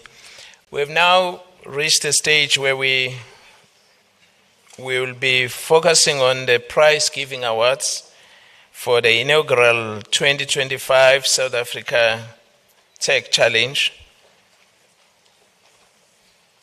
Not only are we recognizing outstanding innovation, but also celebrating the launch of a new generation of policy thinking, one that believes innovation is not an accident of talent, but the result of a deliberate national investment and design. Across the world, nations that have advanced rapidly share a common understanding that innovation thrives when governments create the right instruments to unlock it. The South African Tech Challenge is such an instrument. It is a way of turning policy into participation, transforming the abstract idea of innovation culture into a living, breathing reality that every young South African can be part of. The challenge gives structure to creativity. It provides a national platform for inventors, entrepreneurs, and is one of the most powerful ways for us to incentivize problem solving. building public-private collaboration and ensure that innovation leads to tangible social and economic impact by moving from problem identification to proof of concept along the value chain and eventually to commercialization. Challenges such as the inaugural 2025 South Africa Tech Challenge are of such great strategic importance as policy instruments because they provide a structured, results-driven mechanism to stimulate innovation, entrepreneurship, and public-private collaboration. And such initiatives have proven effective in accelerating problem-solving, commercialization, and technology diffusion. For African economies where innovation ecosystems are still nascent and emerging, tech challenges create low barrier entry points for SMMEs, youth, and women innovators, thus fostering inclusivity while addressing the national development priorities. They strengthen the innovation value chain, enhance industrial competitiveness, and catalyze high-impact solutions in areas such as outlined in our decadal plan for science, technology, and innovation. In addition, evidence from international programs shows that innovation challenges generate positive economic returns, can contribute to job creation, and gross domestic products, inclusive growth, positioning them as high-return, policy-efficient tools for advancing a country's STI agenda.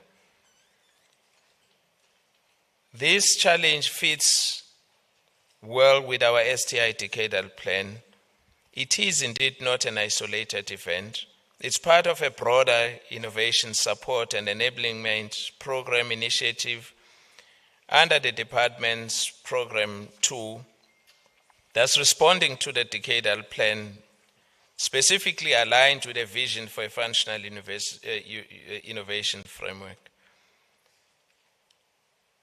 Through this program, the department aspires to build an ecosystem that equips innovators with the competencies to succeed, connects ideas to investment and markets, uses evidence and data to guide policy and funding decisions.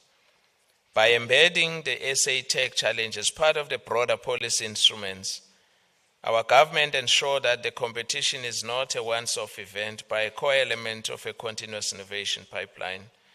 Indeed, a mechanism that will help South Africa move discoveries from our laboratories and into our factories, markets, and communities. When the top 6 category winners of this challenge took their ideas to the G20 Digital Innovation Alliance Summit and represented South Africa at the G20 MSME ICT Challenge held in Cape Town in September this year, they proved that South Africa's creativity can compete with the world best. The event brought together innovators from 16 countries in an extraordinary display of ingenuity and collaboration, and the world watched as South African excellence was showcased. The success of SA Tech Challenge category winners on the global stage showed that our innovators don't just build apps or products, they build solutions that empower communities, create jobs, and enhance inclusion. These achievements have positioned South Africa as a global hub of digital creativity, inclusivity, and impact, a testament to the vision, talent, and tenacity of our people. This is precisely why the South African Tech Challenge will become a permanent feature of our innovation landscape, because it represents the intersection of policy, vision, and people's potential. When we fund innovation, we are not just supporting ideas, we're investing in South Africa's future competitiveness, inclusivity, and resilience. Therefore, it is critical to work with industry, academia, and other development partners on this model to support our innovators to succeed. So as we honor the winners of the inaugural 2025 South Africa's Tech Challenge, let us all celebrate what they represent. A South Africa that believes in its thinkers, backs its builders, and rewards those who dare to solve our problems. May this be the first of many milestones in our journey toward a nation defined by innovation, not only in policy but in practice. To the next generation of innovators, South Africa will continue to nurture ideas, fund experimentation, and celebrate discovery.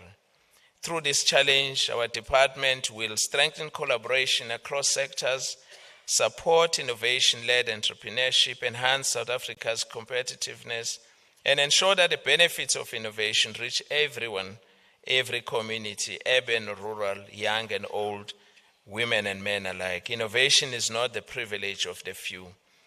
It is the collective engine that will drive our nation forward toward an economic resilience, social inclusion, and an environmental sustainability. In few moments, ladies and gentlemen, we will present the awards to the winners of the 2025 Tech Challenge, the trailblazers whose creativity and determination embody the spirit of the nation's innovation agenda. May their success inspire others to dream, design, and dare to push boundaries, solve problems, and transform our society through science, technology, and innovation.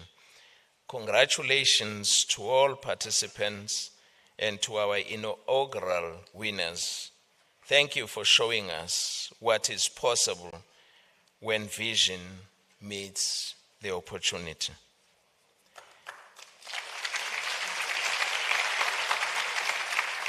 At this stage, I wish to invite Ms. Michelle Hadin, who's going to moderate this session as we celebrate the winners of the inaugural Tech Challenge Awards. Let's welcome her.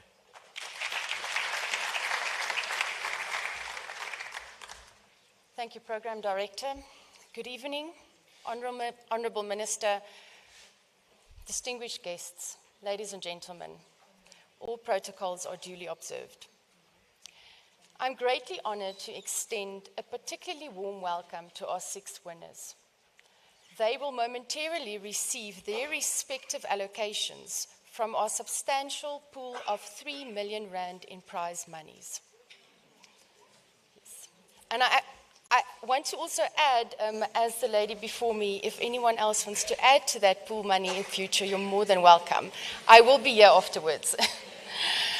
But before we proceed with the award presentation, I wish to invite to the stage the Head of Auditing of the company's Intellectual Property Commission, Mr. Mpo Matose, who is going to formally verify the challenge process.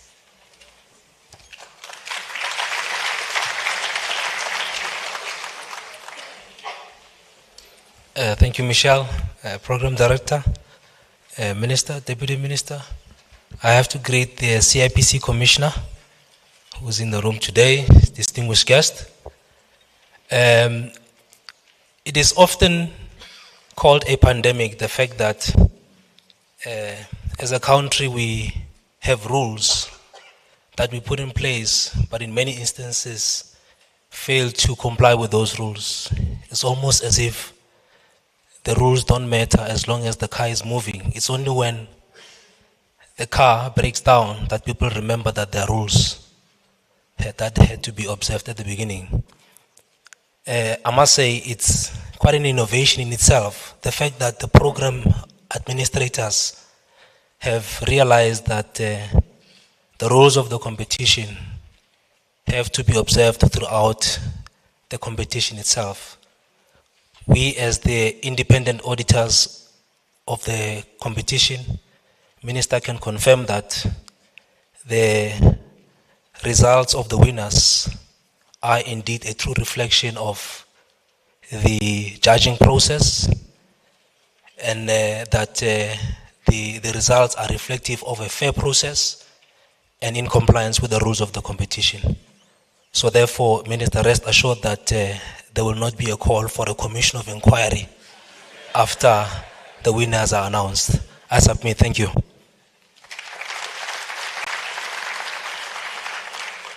Thank you, Mr. Matose. At this juncture, I am going to respectfully invite some of our dignitaries back onto the stage to help me in presenting the awards and to also celebrate with our winners and congratulate them. So Minister, Honourable Minister, if you please would mind to join us back on the stage and have a seat here in the first chair next to me. Thank you.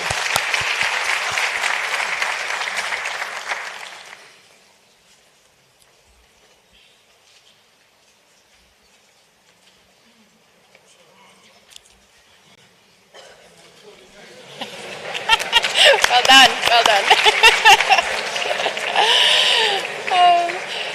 May I please also invite the Deputy Minister to the stage to join the Honourable Minister on the stage. Thank you. Thank you.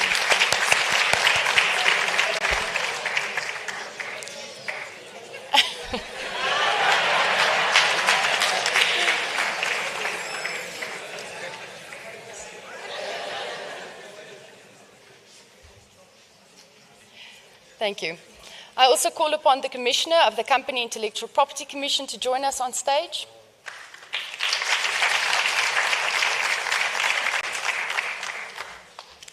Thank you. And lastly, the CEO of the CSIR, please.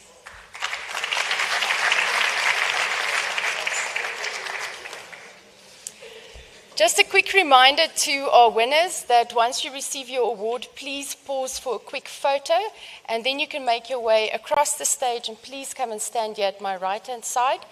We do want to take a group photo at the end of the ceremony. All right, ladies and gentlemen, let the exciting part start. I want to ask, please, the CEO of the CSIR to hand out the first two awards. So if you can step forward, I'd appreciate that. You will be handed a certificate shortly. I'm going to commence with our overall sixth place winner, who will receive a grant funding allocation of 250,000 Rand.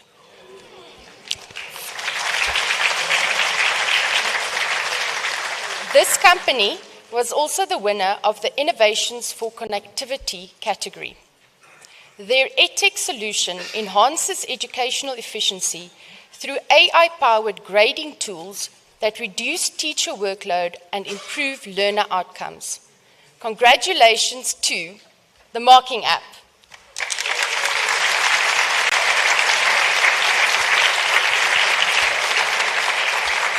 We welcome to the stage Ms. Kutso Selotole to receive this award.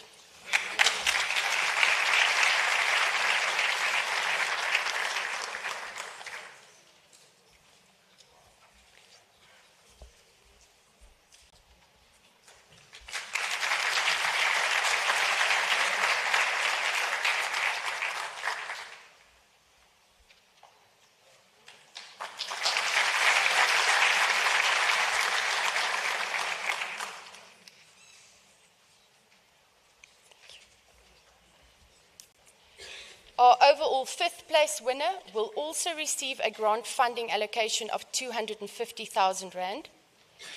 This company was also the winners of the Digital Platforms category, and their solution is transforming access to dignified work and essential home services through inclusive digital platform models.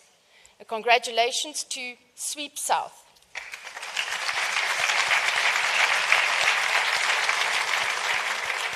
We welcome Ms. Lurandi Kriel to receive the award.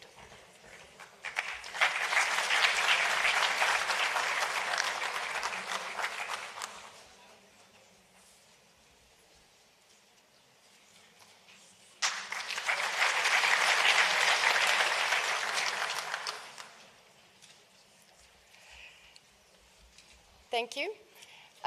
Commissioner, please, if you would like to step forward to hand over the next two awards, that would be very appreciated. All right, our overall fourth place winner, also receiving a grant funding allocation of 250,000 Rand. They were the winners of the Secure Digital Infrastructure category. This exceptional cyber defense company is strengthening national cybersecurity and digital resilience through advanced threat management solutions. We congratulate Snow Technologies. Please welcome Mr. Stefan Kreino to the stage.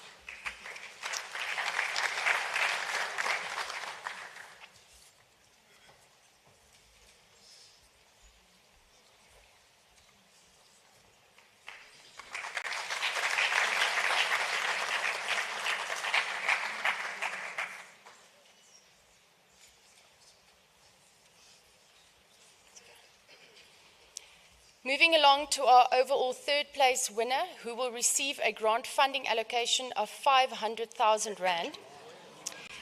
This company was also the winner of the Innovations for Development category. They are advancing biomedical innovation through the design and manufacturing of next-generation orthopedic and soft tissue fixation devices. A congratulations to Ortho Design. Please welcome Mr. Dion Peach to the stage.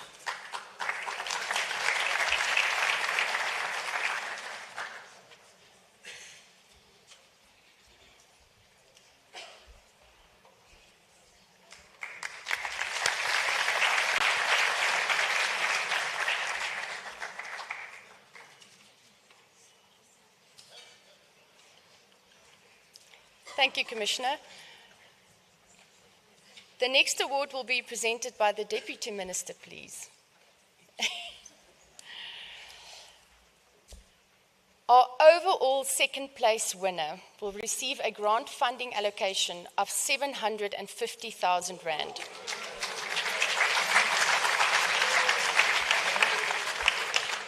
They were also the winners of the FinTech category, with an exceptional platform that advances financial inclusion for informal sector workers and individuals earning irregular or cash-based income.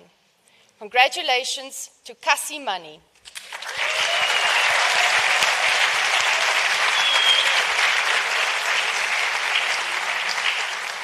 And we welcome Mr. Tami Hoza to the stage.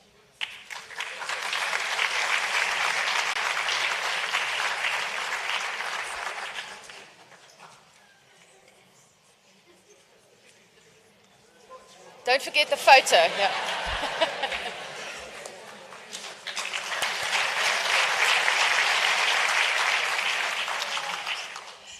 Thank you so much, Deputy Minister. I would like to respectfully request that the Honourable Minister present the final award.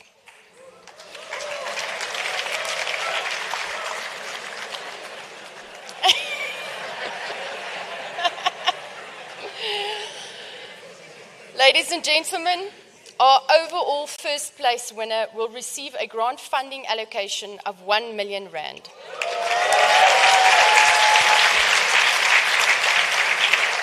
They were also the winners of the circular economy category, with newly developed pipe freeze crystallization technology that converts acid mine drainage and industrial effluent into drinking quality water and valuable byproducts, thereby addressing water security and environmental sustainability.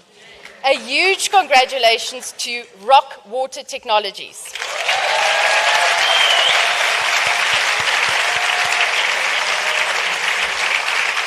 Please welcome Professor Janie Maria.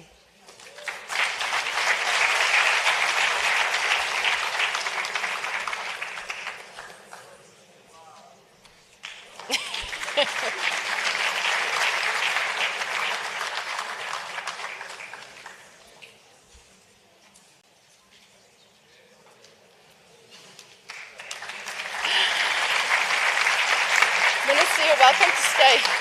You're welcome to stay up front. I'm saying you're welcome to stay up front. If I can please ask our dignitaries and the winners to just move to the front of the stage, then we can take one nice big group photo. I would also, if you allow me, at this point, I want to sincerely thank all of our partners. With the support of the partners we've received, we were able to make this a really successful tech challenge. I see the excitement brewing there. I'm going to just mention our partners and thank them from the bottom of our hearts. First of all, the Department of Science, Technology and Innovation, the Department of Communications and Digital Technologies, the Companies and Intellectual Property Commission, the Technology Innovation Agency, the WITS Timologong Digital Innovation Precinct, the Innovation Hub, and the Council for Scientific and Industrial Research. So, ladies and gentlemen, please let us now give our exceptional innovators and the institutions supporting them a final round of applause.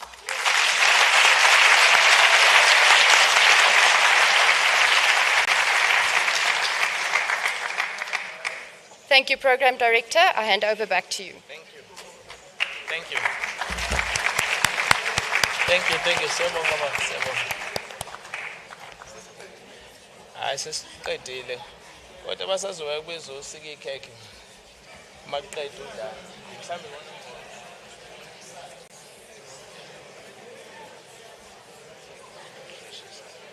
May I then invite the Deputy Director General, Mr. Dutoit, to come on stage quickly.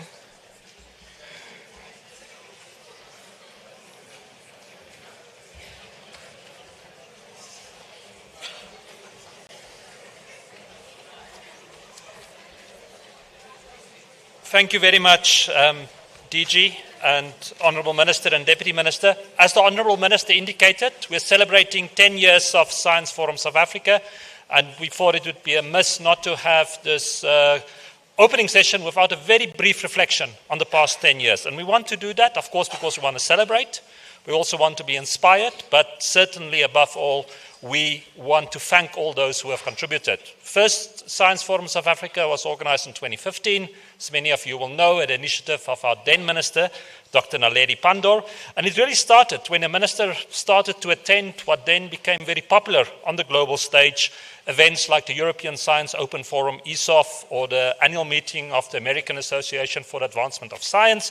And Minister Pandor then thought, South Africa and Africa need such an event. We need an event which, like today, can bring our national system of innovation together, build a community.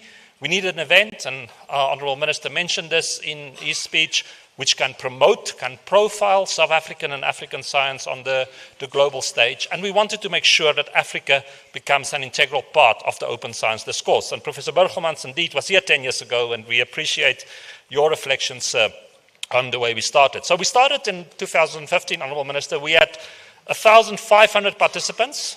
We thought it was a lot. We had already from the start several renowned international speakers like the late Omi-san, chair of the renowned Science, Technology and Society Forum in Japan. And almost anticipating perhaps the future, our first keynote speaker was Professor Salim Abdul Karim, who we will all recall of his role in the fight against the COVID-19 pandemic. And then in 2015, he actually spoke about the importance of pandemic preparedness. The bottom picture there is quite significant for those who often come to Science Forums of Africa, because at that first event, Minister Pandor, Dr. Pandor, had laid a challenge that the Science Forum will not continue the next year unless the closing plenary has a full room. And that was a picture from that event. We continued in 2016. I think always very importantly, Science Forum South Africa has sought to be relevant. In 2016, there was a special focus on the social sciences, discussions on topics such as a minimum wage, how do we deal with the high university dropout. There was a special outreach event in the inner city, and very importantly, as a concrete legacy, after discussions at 2015, the forum saw the launch of the African Open Science Platform, an initiative with the support of the National Research Foundation, which still continues today. And then 2017 was really a first consecration. In 2 years, the event had grown to more than 3,000 participants. And very memorably, our then Deputy President, today our President, His Excellency President Cyril Ramaphosa, was the keynote speaker. And the event included a priority discussion on themes such as equity and inclusion and social science. We were very privileged, and we continue to be privileged through the champions such as Minister Nzimande, that support for the Science Forum has continued, even when ministers change. So in 2018, our minister was Minister Kubai, who's today our Minister of Justice. The event by then had grown to more than 4,000 participants. It became younger. By today, it's close to 40%. By then, 20% of all speakers were under 35. And we had a priority theme on the Industrial Revolution. In 2019 continued to evolve. There was a very specific focus on embracing innovation, notably working with Ms. Michelle Harding, who just spoke. The event was co-located with a special innovation bridge event, which looked at the commercialization of public-funded R&D. And then, very importantly, Minister, this was the first time We had a privilege for Minister Nzimande to preside over the Science Forum South Africa, and it saw then also the formal announcement that South Africa would host the World Science Forum in 2021. And certainly Science Forum South Africa created a foundation for that. And then, of course, 2020, everything changed. We had lots of plans for Science Forum South Africa 2020, but because of the pandemic, it had to be changed. But that didn't cause the department and the minister to be discouraged. We went completely online. We had more than 50 dedicated sessions online, which were joined by participants from all over the world. A very strong focus on the time on issues of inequality and social justice within the context of the pandemic, and which was really heartening. We had several online messages of support for the Science Forum, including from our African Union Commissioner.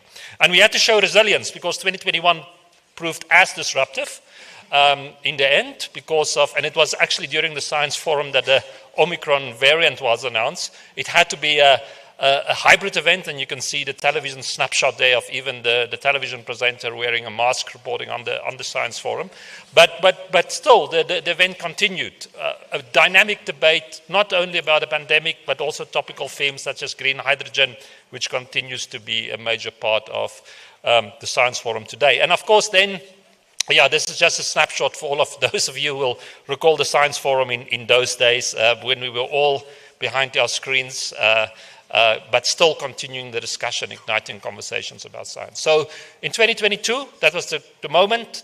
Very fittingly, strategically, Minister Nzimande had announced that this first World Science Forum on Africa will have as theme a science for social justice. Again, we were honored by our president to address, and I think by all accounts, even today, the World Science Forum 2022 was unparalleled in the diversity and in the vibrancy of its discussions. And that really was also because of the foundation laid by Science Forum South Africa. Then we were back in 2023, and we had to, in a sense, restart because that was then already 4 years that we didn't have a normal Science Forum.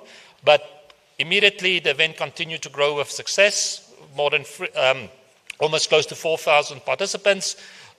It was the first formal partnership with the Science Diplomacy Capital for Africa, which was launched. We saw the announcement of the World Conference of Science Journalists to take place in South Africa, and something I haven't mentioned before, the exhibition continued to grow from strength to strength. Last year, we saw sustained momentum. For the first time, we were privileged to have Deputy Minister Gina join us in supporting the Science Forum. We notably see Prof. Sarah, the HSRC, releasing the seminal report on a public relationship with science, and we had more than 5,000 participants. And as the Deputy Minister said, as we're standing today for the whole week, we today already have 6,000 participants, and it was the discussions at Science Forum South Africa which also laid the foundation for our G20 agenda. So, as I've said, most importantly is to thank everyone, because the Science Forum is about people. We should thank you, Minister, for in the first instance, for more than 6 years now, being a champion, an advocate for the Science Forum, and we do not take that for granted. But also your predecessors, the Deputy Minister and the Director General. The Forum would not be possible without your support. And then, of course, all the DSTI officials who have contributed over the years, and the broader DSTI entities. All of them, in the beginning, the National Research Foundation was absolutely critical to ensure the success of the Science Forum. The CSIR has always been the host, and we do appreciate that. And then all of our international partners. I see several in the room, many of whom have been with us for 10 years, but then above all we continue. Minister, you quoted former President Mandela. I would also like to end with a quotation from him, because that's also ultimately what the Science Forum is about. It is not just the fact that we live, that we have this forum, but it's how we use this forum to make a difference and improve the quality of living of all. So to all who have contributed, thank you very much, and please enjoy this forum as a celebration.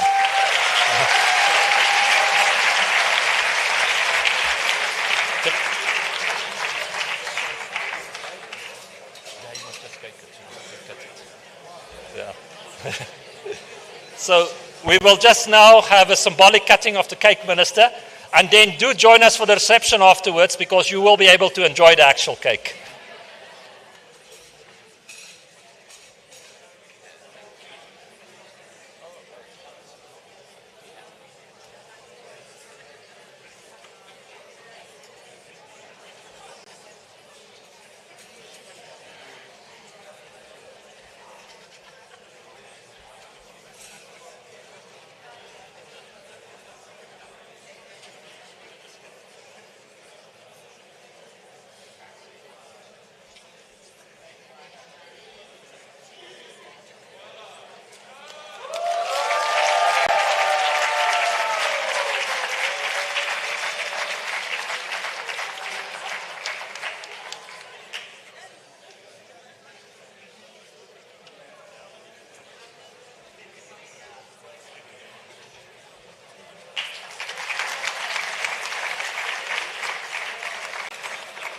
Ladies and gentlemen, what you have just observed, it actually marks the end of our session today. I wish to thank everyone. Deputy Minister, thank you very much for helping us to save some time. Ladies and gentlemen, you are all invited to the official opening of the exhibition, which will take place in the foyer of the ICC, and observe the ribbon cutting ceremony by the Minister, which will be followed by the reception. So let us all enjoy. The choir should lead us in performance as we move to the exhibition. Over to you, choir. Thank you very much.